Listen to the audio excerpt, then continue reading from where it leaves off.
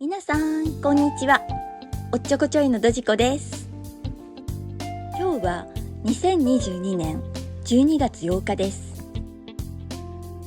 私は滋賀県の牧野高原キャンプ場にやってきました。大阪を出て京都を通過して滋賀県に入り、琵琶湖の途中まではめちゃくちゃ天気が良かったのですが、牧野に着くとこの通り、ちょうど1ヶ月ぐらい前にもここにやってきて、今日と同じように牧野付近だけ大雨で、急遽京都の笠木キャンプ場へ行くという動画を前回アップしましたが、まさか今回も同じ？いやいや、あの時ほどひどい雨ではないし、まあとにかくキャンプ場まで行ってみよう。それにしてもあいにくの雨とはいえ、このメタセコイア、きっと今がマックスの紅葉のようです。平日というのに本当にたくさんの観光客の方がいらっしゃいましたよ。牧野高原キャンプ場についてチェックインをしてテントを張る場所も決めたのですが、すごく悩んだ末、今回もこれから京都の笠木キャンプ場に行くことにしました。だって京都はめちゃくちゃ晴れてたんですもの。でも今回でよくわかりました。牧野高原キャンプ場は滋賀県の天気ではなく、福井県や北陸の方の天気予報を見なくてはダメなんだっていうことです。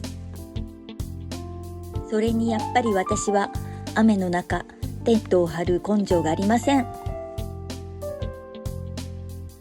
ごめんなさい、牧野高原キャンプ場さん、こんな使い方して。こんな使い方ができるのも33,000円の年間パスポートを持っているからですが、いいのか悪いのか。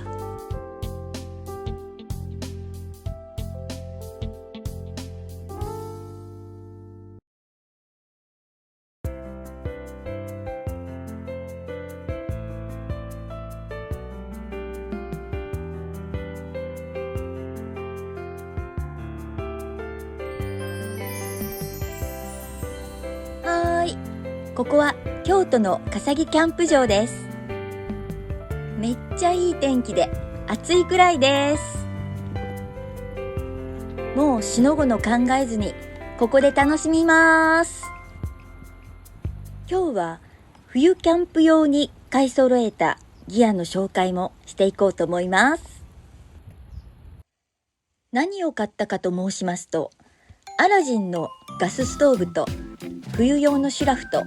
それとテントのスカートを自作してみました。また後でそれぞれ紹介していこうと思います。まずはテント設営から始めます。このテントはコールマンのコーストライン3プラスです。地面とテントの間にスカートがついていないので、先月キャンプした時、隙間風が結構寒かったんですよね。本当は冬キャンプ用のテントを買おうと思い、Amazon のブラックフライデーを狙っていたのですが、なんとブラックフライデーになった途端値上がったんですよ。ショックを受けて購入意欲をなくしてしまい、自作でなんとか冬を乗り切ろうと YouTube で調べまくって、今回自作スカートを取り付けて検証したいと思います。今組み立てているのはフィールドアのインナーテントです。前回から始めたカンガルースタイルでお座敷スタイルというのがとても気に入ったので、今回も同じようにしたいと思います。さて、ただいま自作スカートを取り付けているところです。OD グリーンシートの6畳サイズを購入しました。そしてそれを約30センチぐらいに切ってダブルクリップで留めるというシンプルなものです。このテントは全長4メーター40センチなので全部囲う必要はないかなと思い、適当な長さだったのが失敗でした。結果効果は絶大でしたので、次回はちゃんと寸法を測って使おうと思います。これは戦国アラジンのポータブルガスストーブのイエローです。そしてこれはコールマンのノースリムスリープバッグです。これらの商品を使った感想はまた後でお話ししますね。さて、今回のレイアウトはこんな感じにしてみました。3メーター以上のリビングスペースがあるのでかなりゆったりしていました。おまけにラッキーなことに正面に誰も来られなかったので、出入り口をオープンにしてかなり開放的に過ごすことができました。出入り口をオープンにして外の景色を見ながらのおこもりキャンプができました。この日は天気も良かったし、昼間は暖かかったので本当に快適空間を満喫できて、サムネイルに表した通り快感を味わいました。そうこうしているうちに夕方になってだんだん寒くなってきたので、本格的にテント内へおこもりしようと思います。ガスストーブを使用するので一酸化炭素チェッカーとファンを設置します。もう今日も疲れたので先に飲みますと言ってもノンアルコールビールですけど、結局お昼抜きだったのでお腹が空きました。今日はこれからお好み焼きとたこ焼きを作る予定です。はい、関西人丸出しです。でも今日お好み焼きとたこ焼きを作るのはちょっと訳があるのです。まあ大したわけではありませんが、このコースターはメタセコイアの木です。牧野高原キャンプ場の近くで200円で袋詰め放題があって5個ゲットしました。めっちゃ気に入ってます。まずこれはお好み焼きの生地を作っています。お好み焼きとたこ焼きを作る理由なんですけれども、私実は趣味でオンライン英会話をもう3年ぐらい続けていて、大阪に住んでますって言うと本当に多くの先生方が言うんですよ。Have you ever eaten たこ焼き、お好み焼き？ Yes, of course! って答えるんですが、主にフィリピン人の先生方はフィリピンでもたこ焼きやお好み焼きは大人気だけどとっても高いんだっておっしゃるのです。そして西洋系のアメリカ人とかイギリスの先生方で多いのが、たこ焼きは好きだけどタコは食べれないので外側だけ食べます。本当にありえない食べ方なんですけど、本当にそうおっしゃる方が多いのですよ。たこ焼きはタコが入っているから美味しいし楽しみなわけであって、そんな外側だけ食べるなんて、そんな虚しい食べ方あります？そんなんほとんど罰ゲームですよ。関西人にタコの入ってないたこ焼き食べさせたら暴れる人続出ですよ。すいません、つい熱くなってしまいました。そして話の続きなんですけれども、実は私もう一つ別の YouTube チャンネルをやっていまして、そっちのチャンネルでは主に料理を作っていて、そのチャンネルを英会話の先生方に見てもらうことが多いんですね。たこ焼きとお好み焼きの作り方の YouTube を上げてほしいってリクエストをしてくださる外国人の先生方が多くて、今回作ってみました。私的にはたこ焼きやお好み焼きは簡単すぎるし映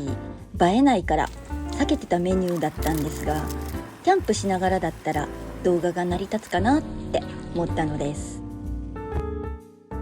たこ焼きやお好み焼き以外にもそれら以上に外国人の方々にめっちゃくちゃ人気の日本のメニューがあるんですよ。なんだかわかりますか？お寿司やお刺身も有名ですが、さっきのタコの話にも通ずるんですが、そもそもシーフードやローフィッシュが苦手っておっしゃる方も結構いらっしゃるんですよね。でもこのメニューの人気だけは本当にもう絶大です。洋の東西、年齢性別問わず皆さん大好きっておっしゃいます。それはラーメンです。皆さん予想通りでしたか？ラーメンの作り方もインスタントになるし避けてたメニューだったのですが、あまりにもリクエストがあったので一度以前にアップさせていただきました。インスタントといってもお湯を注ぐだけのタイプではなく生ラーメンの方ですよ。するとイギリス人の方だったんですが、麺を湯がいたお湯は捨てて洗い流すなんて知らなかった、いつも茹で汁にスープを入れてなんか違うなって思ってたんですって言うんです。本当に外国人の方と話していると面白いです。まだまだ他にもいろんなエピソードがありますよ。概要欄にリンクを貼っておきますので、ぜひそちらのチャンネルの方も見てやってくださいませ。さてさて、いろいろいらぬおしゃべりをしてしまいました。テントの裾の自作のスカートも効果があってあったかかったし、戦国アラジンのポータブルガスストーブもカセットガス2本ぐらい消費しましたが、とても暖かかったし、上に湯たんぽややかんを置いてお湯を作ったり、またお好み焼きを弱火の保温などをして実用的でもありました。今回のキャンプの動画は前編後編の2本立てになりますので、新しく買ったコールマンのノースリムスリープバッグの使い心地は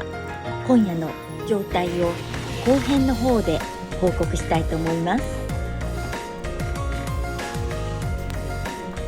さてさて、サムネイルで表したカーンというセリフですが、これ何かピーンときたりしましたか？そうです。映画セーラー服と機関銃の名台詞です。私は初代の薬師丸ひろ子さん主演の1981年に公開された映画が一番強烈な印象として残っています。私もちょうどその頃高校生でした。薬師丸ひろ子さんと年齢も一つ違いで、背格好も似ていたことから髪型を真似して大阪の繁華街を歩くと、まさかもしかしてそうじゃない？なんて声が聞こえてきて話しかけられることもよくありました。よく似てるって言われますけど、全然違いますなんて言いながら内心小さなガッツポーズをしながらやったーって思ってました。もう40年も前の話です。最近なんかやたら80年代の頃のことをよく思い出すんですよね。もう一つ、薬師丸ひろ子さんが主演された大ヒット映画野生の証明というのもありましたよね。この映画のキャッチフレーズだったんですが、人はタフでなければ生きていけない、優しくなければ生きている資格がない、ネバーギブアップ。これは今でも私の好きな言葉です。当時はほとんど意味も分からずに聞いていましたが、年齢を重ねた今は魂に響きます。アナログ時代だったけど、人々は活気に満ち溢れていて本当に懐かしいです。焚き火を見ているといろんな思いが巡ります。この40年の間にテクノロジーの発展で世の中は良くも悪くも大きく変わりましたね。オンラインで地球の裏側の人たちと話をしたり、自分の動画を撮って世界に発信するなんて40年前の自分には想像もできなかったことです。日々感謝の気持ちを忘れず、時の流れに身を任せ、淡々とこれからも生きていきます。時々焚き火に癒されながら。視聴者様の皆様、最後までご覧くださりありがとうございました。よろしければぜひチャンネル登録とグッドボタン、コメントよろしくお願いいたします。ではでは次の動画でお会いいたしましょう。